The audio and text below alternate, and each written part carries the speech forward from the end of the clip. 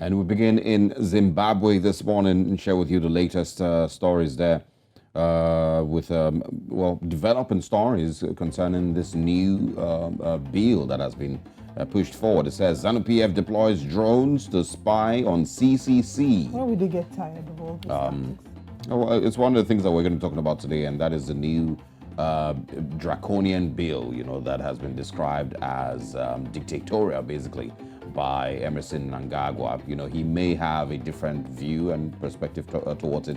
I read, some lines concerning the bill. It might sound, pretty okay, or coming from a good place, but of course, people on the continent of, in Zimbabwe, say that it is a ploy that is being used to silence opposition, and to scare opposition into silence. I mean, because those lines, for example, that you referred to are subject to multiple interpretations. Yes, so exactly. If you're saying that you want to, anybody who tries to, I'm going to quote the exact lines when we're discussing it, but if you're trying to arrest anyone who affects the sovereignty of Zimbabwe, what does that mean? How do you interpret? What actions? Yeah. So it's subject to several interpretations, and in that way, subject to abuse. Yeah, there is that. There's also, of course, the lines that talk about the people who organized to, call for sanctions to be placed on Zimbabwe, Yes. and some of a lot of that, which for me, I would say, the country has dealt with a fair amount of sanctions, from former President Robert Mugabe's time, and its economy and, a lot of the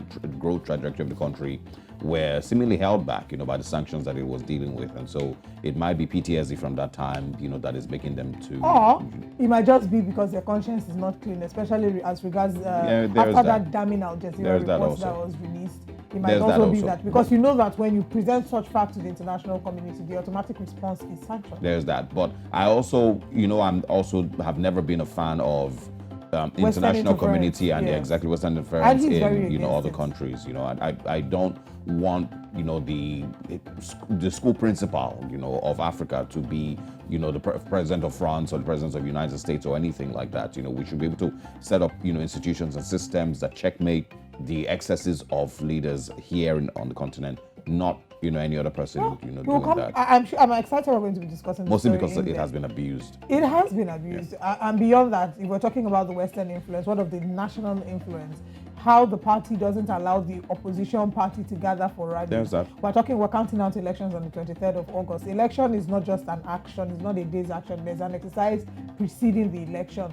The people's ability to access their names on the voters' roll, people being able to say that the election was free and fair because the opposition was given a voice. But now, you sending drones to spy, if it is confirmed that the drones were actually sent to spy on CCC. And I mean, people would easily believe it because of how CCC has been witch hunted in the past few weeks. They've been prevented from it's still all politics. Yeah. It's still politics. Nelson Chamisa might also have his own political games and propaganda that he wants to also He doesn't share. have the upper hand. It hasn't been. It hasn't favored him in the most recent times. But the point is, it's still all politics. So if none of these things are 100% confirmed, I normally just read them and say, okay, well, this is your perspective. Any other person can have their own perspective. It could be one person's propaganda against the next person's propaganda. Whoever has the highest propaganda wins.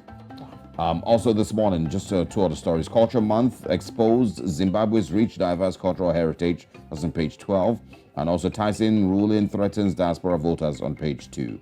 We'll move away now to Kenya and see what's on the Daily Nation. And the Daily Nation this morning in Kenya is talking about Kenya's alcoholic problem, the big alcohol problem. It says, a drinking nation, if we don't act now, a whole generation will be wiped out, warns DP Gachagua.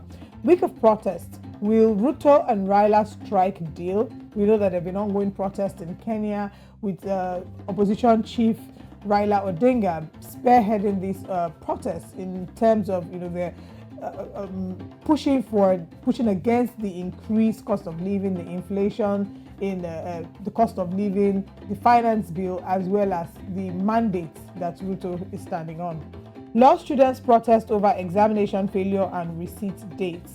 Kenya School of Law students protested the Council of Legal Education over the failure rate in the March 2023 exams and disparity in the examination and course content. So this is a conversation that we'll have on the continent on another day, and the law profession and how a number of law students feel like they're not being treated fairly, even in terms of how the courses are marked. For the longest time, it was marked in the negative, such that if you had 5 courses you were doing and you had all A's in 4 and you had a B, you'd be graded with a 2-1, as opposed to the fact that I don't know what the current position is, but for the longest time that was it. So you had to have the same course, the same grade across the board. If you had an A and had an E in one course, you would graduate with a pass, which was largely unfair.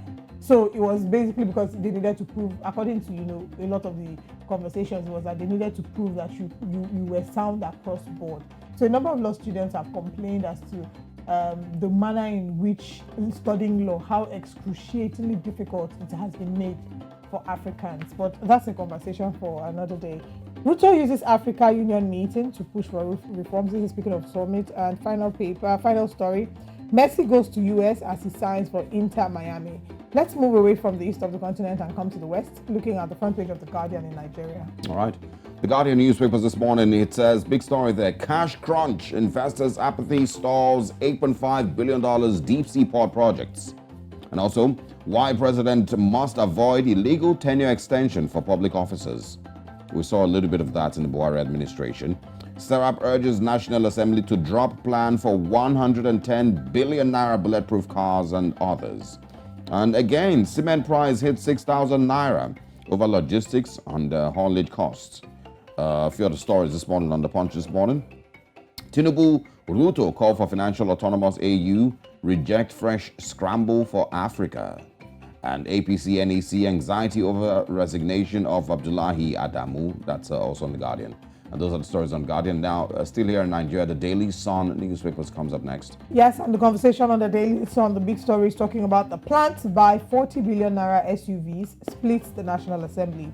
Lawmakers kick against purchase of foreign-made. They insist on innocent, other locally assembled vehicles. Falana Serap tackle principal officers over move to spend 110 billion naira on bulletproof SUVs, 70 billion naira for repairs, furniture not for members, says Senate. Enugu gubernatorial polls, we have ABGA candidate Nweke Jr. withdraws suit against Mba.